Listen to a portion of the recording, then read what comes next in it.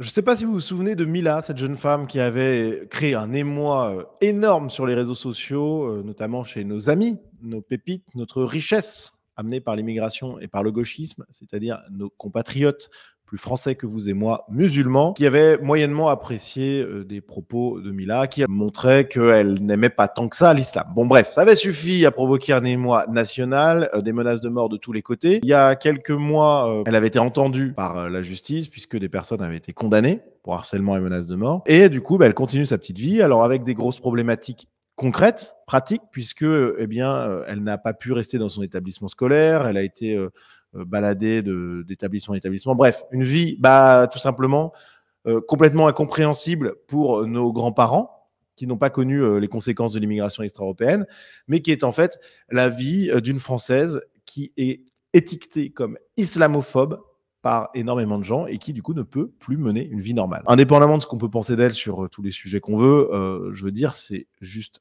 inconcevable de voir ce genre de choses se passer comme ça. Bon, bref, ça se passe, c'est comme ça. C'est la France de 2023, la France voulue par les gauchistes. Ne jamais oublier la responsabilité des gauchistes là-dedans. Et donc, c'est incroyable. Alors là, ça va encore un peu plus loin, puisque Mila a fait parler d'elle à nouveau. Elle s'est rendue à l'hommage à l'enseignant Dominique Bernard qui a été tué à Arras. Elle s'est rendue à l'hommage à Lyon en se disant, bon, je vais honorer la mémoire de cet homme.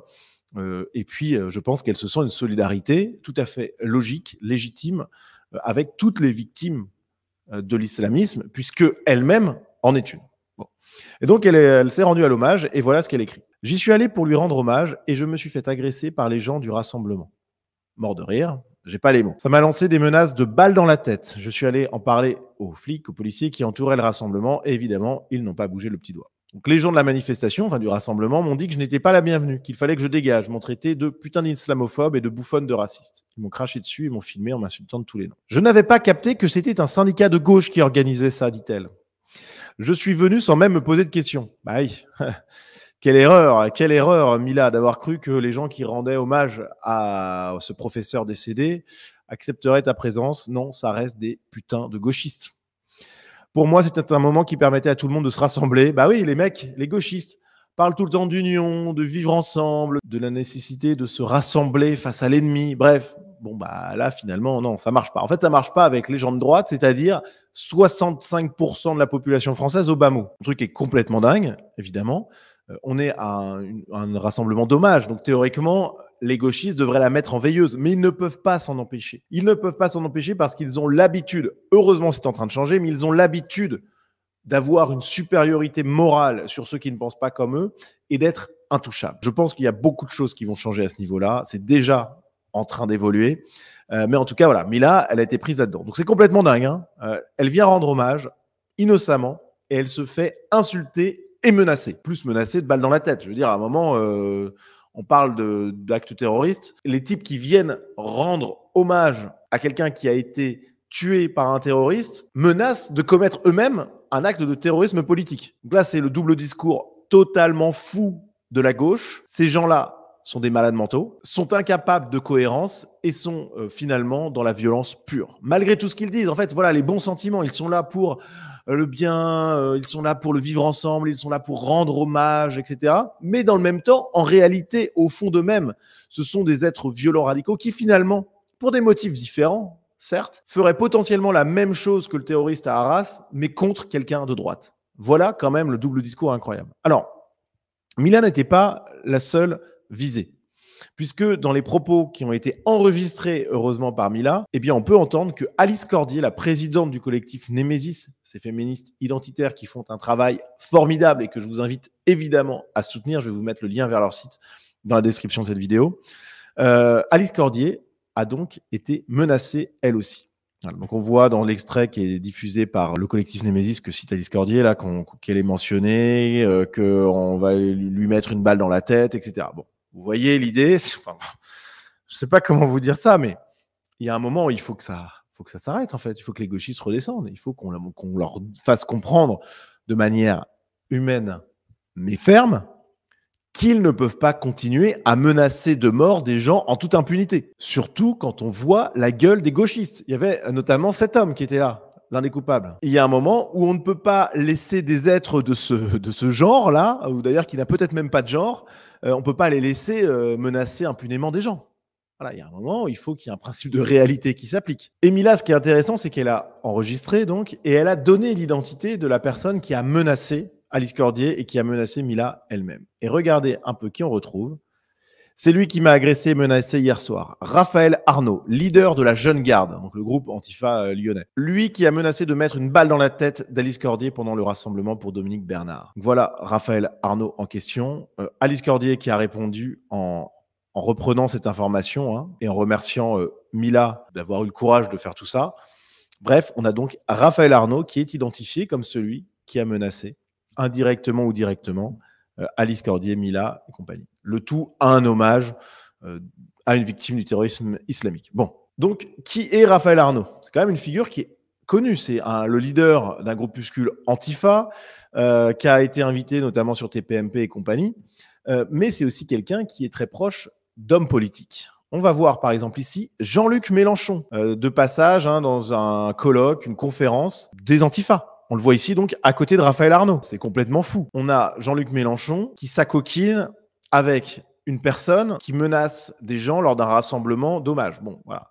Quelqu'un qui est violent et qui se revendique comme tel en réalité, qui s'en cache pas. C'est ça qui est complètement dingue. Raphaël Arnaud qui a aussi été reçu à l'Assemblée nationale sur un groupe d'études consacré à l'extrême droite. Bon, bref, vous voyez un peu le délire. Le type était à l'Assemblée nationale. Il y a un moment où on ne peut plus accepter ça. On ne peut plus accepter les menaces.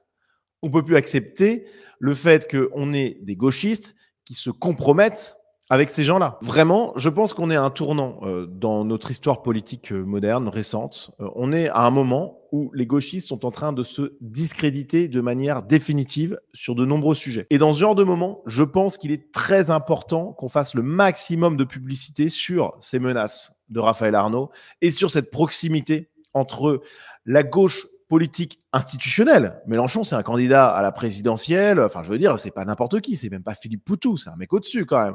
Bon, eh ben, il se compromet avec des types extrêmement violents, extrêmement radicaux, qui n'hésitent pas à menacer Mila, Alice Cordier et compagnie ouvertement, sans problème. Il y a un moment, il faut que ça se paye. Et il faut que ça se paye politiquement, idéologiquement. Il faut qu'on fasse le plus de publicité possible à ce genre de compromission pour décrédibiliser encore plus le gauchisme. Bref, voilà pour cette chose-là. Je pense qu'on ne peut que saluer le courage d'Alice Cordier, de Mila, qui sont aux prises avec des gauchistes, des islamistes, dans un combat qui est vraiment très compliqué à mener. Donc bravo encore à Alice Cordier, qui avec son collectif Némésis, franchement, fait un excellent travail. Bravo aussi à Mila, qui ne fléchit pas face aux menaces. Franchement, c'est très costaud de sa part. C'est très, très courageux.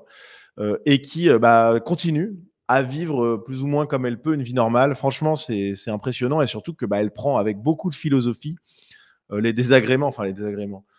catastrophes qui lui tombent sur la tête, et notamment ce genre de menaces. Franchement, c'est chaud de vivre ce genre de moment. Et je pense qu'il y a peu de gens qui comprennent dans quel état d'esprit elle peut être et dans quel état de fébrilité mentale et même physique ça peut mettre, ce genre de choses. Et vraiment, je lui apporte tout mon soutien. Et d'autant plus quand on sait qu'elle a publié du coup sur Twitter un compte-rendu d'une enquête qui est en cours depuis 3 ans et qui n'a pas l'air de vouloir aboutir sur un Tchétchène qui est à ses trousses, alors avec d'autres personnes aussi, mais principalement lui, et avec des menaces extrêmement précises, extrêmement inquiétantes. Je vous invite à lire son tweet, ça fait froid dans le dos, voilà, tout simplement. Ça fait froid dans le dos parce qu'elle est confrontée à des gens qui n'ont rien à perdre, ou presque, et qui sont donc capables du pire. Franchement, c'est glaçant, en fait, de lire ce genre de choses. Donc vraiment, bravo à elle. Et n'oublions pas que ce que vit Mila, ce n'est qu'une préfiguration possible de ce que vivront l'ensemble des Français dans les décennies à venir si le gauchisme n'est pas terrassé et si notre camp n'arrive pas au pouvoir ou si nos idées n'arrivent pas au pouvoir. Vraiment, il faut avoir ça en tête. C'est un futur possible pour notre pays qui est actuellement en train de vivre Mila, et il faut se battre contre ça de toutes nos forces. Donc courage à elle, bravo Alice Cordier, bravo Mila, et puis on les soutiendra dans ce combat, c'est certain.